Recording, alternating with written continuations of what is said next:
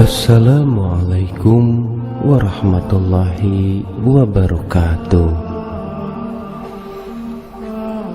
Dari Yazid Ar-Raksi meriwayatkan dari Anas bin Malik, malaikat Jibril datang kepada Rasulullah SAW pada waktu yang tidak biasa, dengan raut muka yang berbeda dari biasanya. Rasulullah SAW pun bertanya, "Wahai Jibril, kenapa aku melihat raut mukamu berbeda?"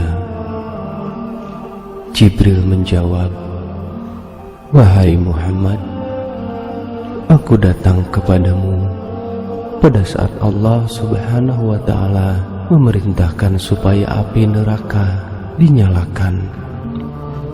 Tidak pantas jika orang yang mengetahui bahwa neraka, siksa kubur, dan siksa Allah itu sangat dahsyat untuk bersenang sebelum dirinya merasa aman dari ancaman itu." Rasulullah SAW menjawab, "Wahai Jibril, lukiskanlah keadaan neraka itu kepadaku." Jibril berkata, "Baik." Ketika Allah Subhanahu wa Ta'ala menciptakan neraka, apinya dinyalakan 1000 tahun hingga berwarna hitam pekat, nyala dan baranya tidak pernah padam.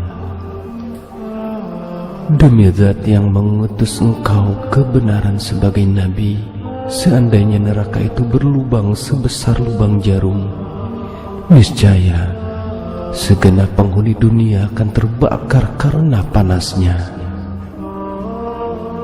Demi Zat yang mengutus engkau dengan kebenaran sebagai nabi, seandainya ada baju penghuni neraka itu digantung di antara langit dan bumi, niscaya semua penghuni dunia akan mati karena bau busuk dan panasnya. Demi Zat yang mengutus engkau kebenaran sebagai nabi, seandainya sehasta dari mata rantai sebagaimana yang disebutkan di dalam Al-Quran diletakkan di puncak gunung, niscaya bumi sampai ke dalamnya akan meleleh. Demi Zat yang mengutus engkau kebenaran sebagai nabi, seandainya ada seorang berada di ujung barat dunia ini disiksa, niscaya orang yang berada di ujung timur akan terbakar karena panasnya. Neraka itu mempunyai 7 pintu, dan masing-masing pintu dibagi-bagi untuk laki-laki dan perempuan. Rasulullah SAW bertanya, "Apakah pintu-pintu itu seperti pintu kami?"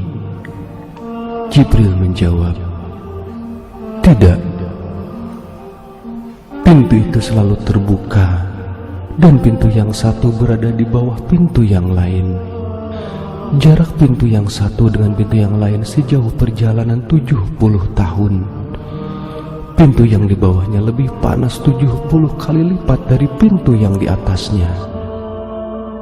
Musuh-musuh Allah Subhanahu wa Ta'ala diseret ke sana, dan jika mereka sampai di pintu itu, malaikat Zabaniyah menyambut mereka dengan membawa rantai dan belenggu. Rantai itu dimasukkan ke dalam mulutnya dan keluar dari duburnya, sedangkan tangan kirinya dibelenggu dengan lehernya, dan tangan kanannya dimasukkan ke dalam dada hingga tembus ke bahu.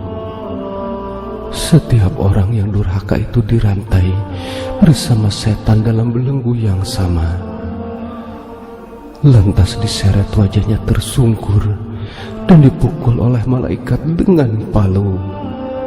Setiap mereka hendak keluar dari neraka lantaran kesengsaraan mereka, niscaya mereka dikembalikan ke dalam neraka." "Wahai Jibril, siapakah yang akan menempati pintu pertama?" tanya Rasulullah SAW. "Pintu pertama dinamakan Hawiyah, yang diperuntukkan bagi kaum munafik dan kafir," jawab malaikat Jibril. Rasulullah SAW sangat sedih. Lalu siapakah yang akan melewati pintu kedua? Tanya Rasul kembali. Pintu kedua dinamakan Jahim, yang diperuntukkan bagi kaum musyrikin. Jelas malaikat Jibril. Bagaimana dengan pintu ketiga? Tanya Rasulullah SAW kembali. Pintu ketiga dinamakan Syakor, yang diperuntukkan bagi kaum Sabi'in atau kaum penyembah api. Jawab malaikat Jibril. Selanjutnya, pintu keempat untuk siapa? Tanya Rasulullah SAW. Pintu keempat dinamakan Lada, untuk iblis dan pengikutnya. Jawab Jibril. Rasulullah SAW terdiam sejenak. Ia berharap tidak ada satu pintu neraka yang diperuntukkan bagi umatnya. Kemudian pintu kelima dan keenam untuk siapa? Kata Rasulullah SAW. Pintu kelima dinamakan Hutama, diperuntukkan bagi Yahudi. Sedangkan pintu keenam dinamakan Sa'ir, untuk kaum kafir. Jelas malaikat Jibril. Wahai Jibril, sekarang ceritakanlah kepadaku tentang pintu neraka yang ketujuh itu. Pinta Rasulullah SAW. Mendapat pertanyaan seperti itu, malaikat Jibril sejenak diam, seperti ragu hendak menceritakannya. Akan tetapi, karena Rasulullah SAW terus mendesaknya, maka malaikat Jibril tak kuasa menolaknya. Ya Rasulullah, pintu ketujuh itu diperuntukkan bagi umatmu yang berdosa besar dan meninggal dunia sebelum mengucapkan taubat. Jelas malaikat Jibril yang sedikit ketakutan. Begitu mendengar penjelasan yang terakhir ini, Rasulullah SAW langsung pingsan seketika itu juga. Beliau tak menyangka bahwa umatnya pun disediakan tempat di neraka. Setelah sadar dari pingsannya, Rasulullah SAW masih tampak sedih sekali. Beliau tidak dapat menahan air matanya yang mengalir deras. Sungguh Nabi dan Rasul yang sangat peduli terhadap umatnya, bahkan setelah sepeninggalnya. Semoga kita mendapat syafaat dari Rasulullah SAW ini. Amin. Wahai Jibril, aku sangat sedih sekali mendengar penjelasanmu. Apakah ada umatku nanti yang akan masuk ke pintu ketujuh itu? Tanya Rasulullah SAW dengan kesedihan yang mendalam. Dan ternyata malaikat Jibril mengangguk, yang berarti memang ada dari umat Nabi Muhammad yang masuk ke neraka melalui pintu ketujuh. Namun, hanya umat Nabi Muhammad SAW yang melakukan dosa besar dan mati sebelum bertobat saja yang akan melewati pintu ketujuh itu. Selama beberapa hari setelah kedatangan malaikat Jibril itu, Rasulullah SAW tidak berbicara dengan orang lain. Beliau hanya mengurung diri di rumahnya. Beliau hanya keluar rumah kalau ke masjid ketika tiba waktu salat. Setelah salat, beliau kembali mengurung diri di rumah. Para sahabat yang melihatnya pun juga turut sedih dan meneteskan air mata.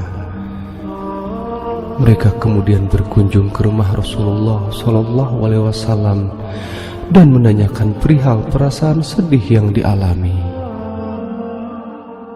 "Ya Rasulullah, mengapa engkau tampak sangat sedih sekali?"